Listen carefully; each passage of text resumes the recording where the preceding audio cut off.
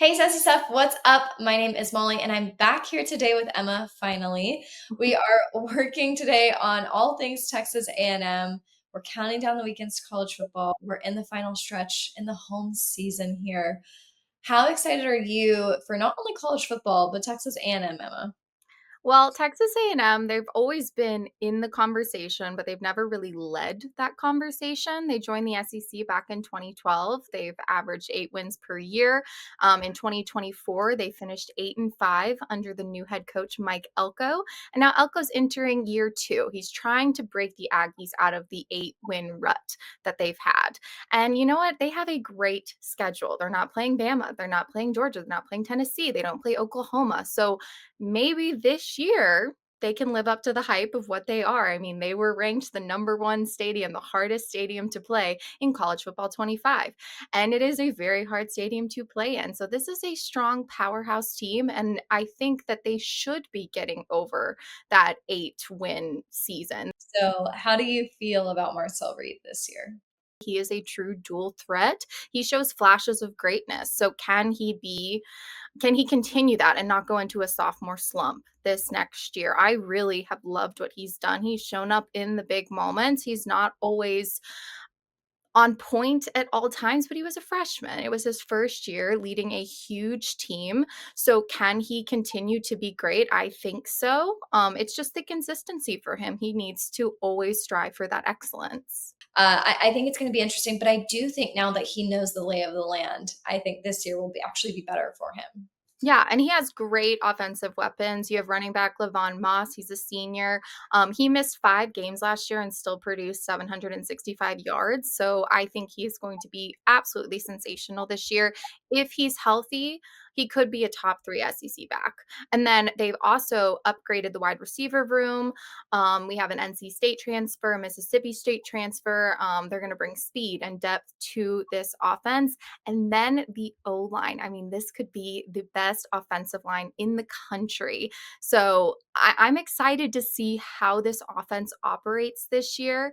And now the defense, I mean, big picture, Elko is going to take over. He returns to calling plays after a bowl meltdown versus USC. He blew a 17-point lead.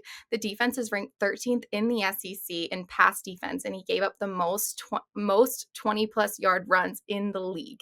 So he is going to take over. Let's see if the defense can show up this year because that has been the problem for Texas A&M. Yes, he's Marcel Reed's on year two, but he does have some powerhouses that are back from injury. He's got a couple new people coming in from different schools. However, this O line of his is going to be the ultimate protector. So, looking at this as a whole, I think if Elko can really stay on it this year and not have another bowl meltdown, I think they are going to be absolutely solid through their schedule. Yeah. And I mean, it's really a race against time. Can Elko fix the defense fast enough?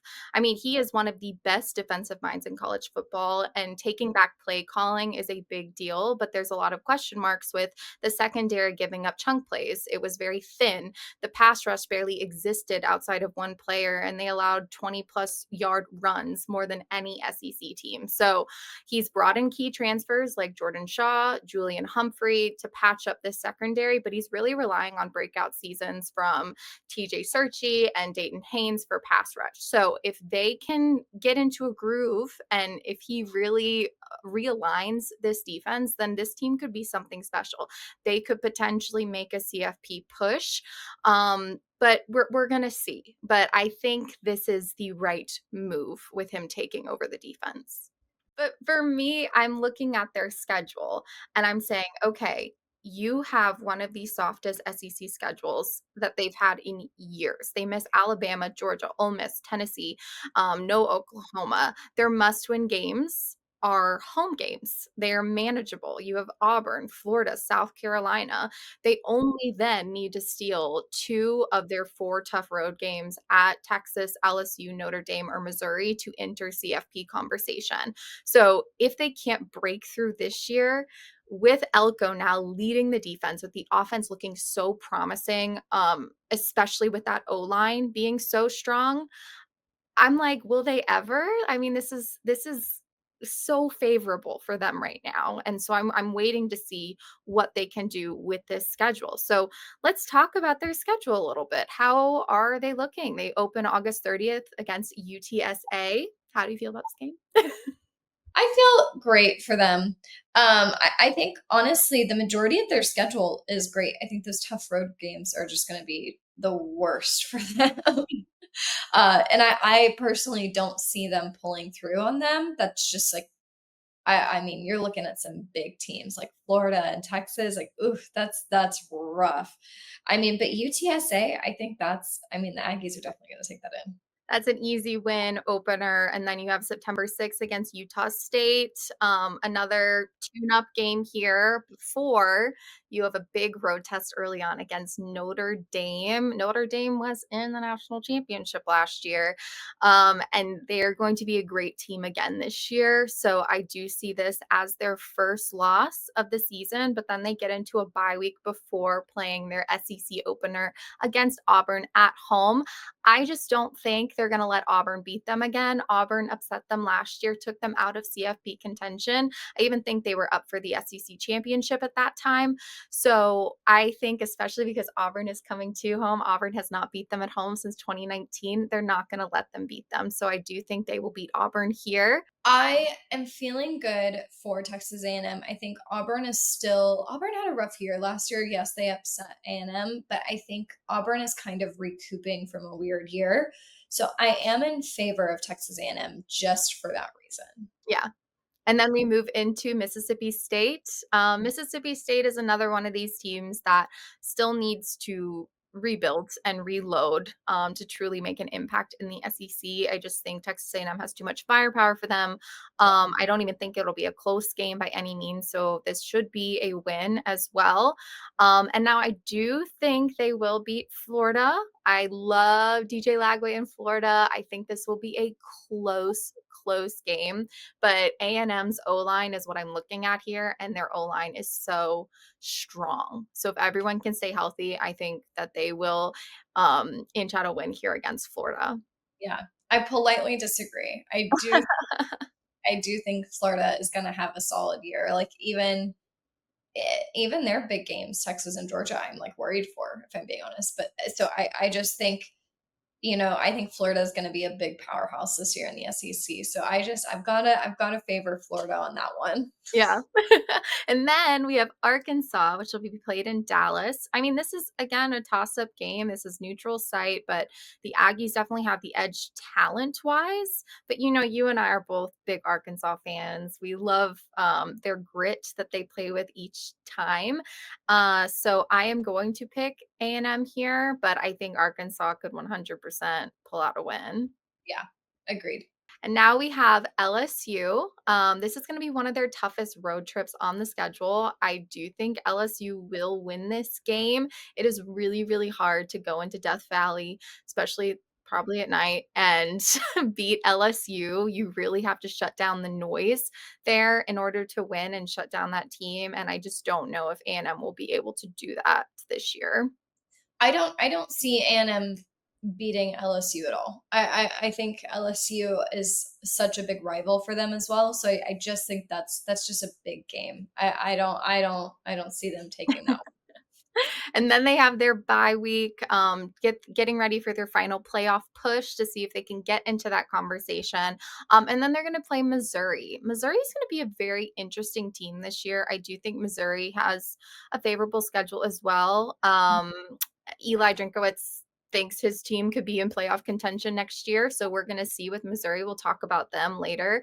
But I do see this as a loss for A&M. I think it's a trap game after LSU. I'm just really skeptical about A&M.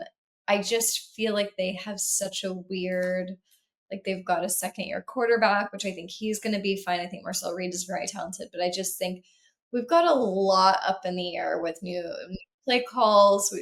We've got like transfer portals. I can't favor them for Missouri either. Like I just think Missouri's going to take that home.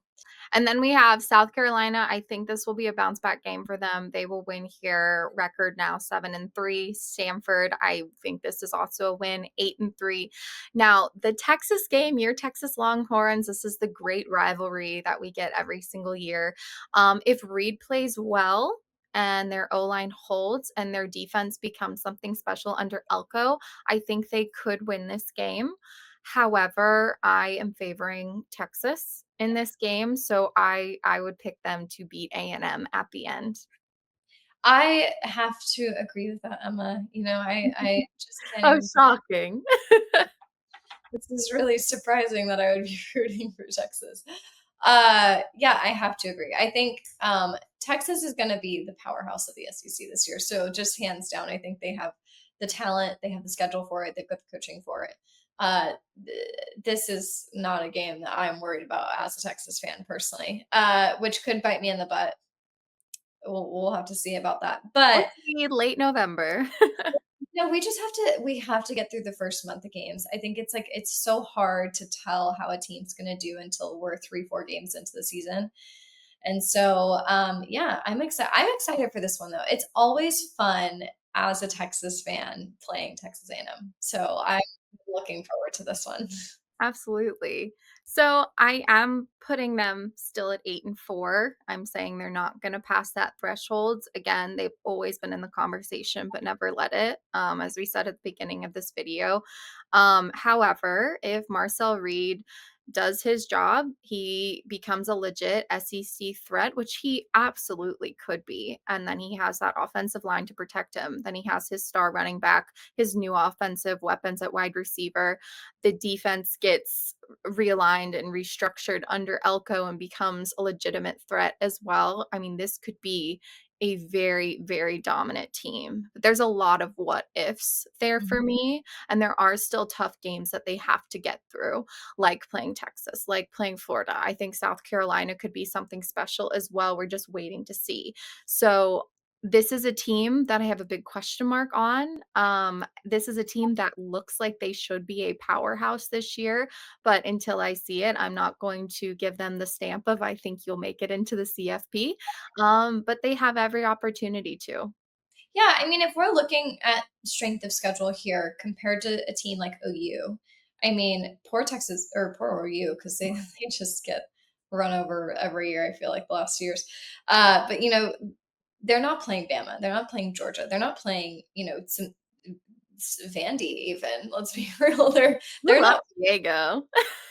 I do. So yes, they have some hard games. They're playing Texas, they're playing LSU, they're playing Florida, but to be fair, looking at everybody's schedules, like they have a cupcake season upon us. So there's a big question mark for me as well. Like if they can't handle this season, I that's a problem. So we'll have to see. But I think the SEC has gifted them this amazing opportunity, and I hope that they're able to seize it. Yeah, and if they can, then they'll be a serious threat and they'll be in contention to make the CFP. They could be in contention to make it all the way to the national championship, but a lot of things have to go right for them and they really have to find their rhythm offensively and defensively because they need everything to be in sync. But again, they have all the talent, they have all the resources they need. And I'm especially excited for Elko really taking over this defense again because he really is one of the best defensive minds. So I am excited for Texas A&M. Let us know what you guys think about this team, what you think their record's going to be at the end of the day. If you think we're wrong, please let us know. And make sure to like, comment, and subscribe. And we will see you next time. Bye bye.